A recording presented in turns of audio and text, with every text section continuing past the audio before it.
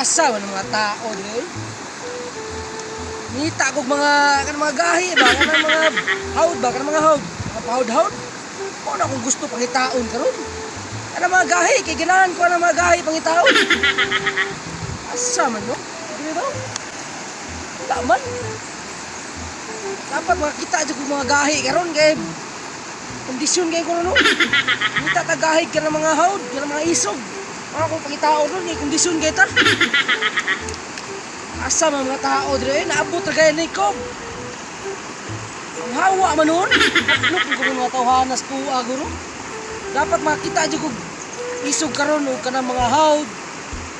Ng mga kulba. Eh, problema lagi ko, kaya hindi kong labhunon no. Patabang ko ani ba?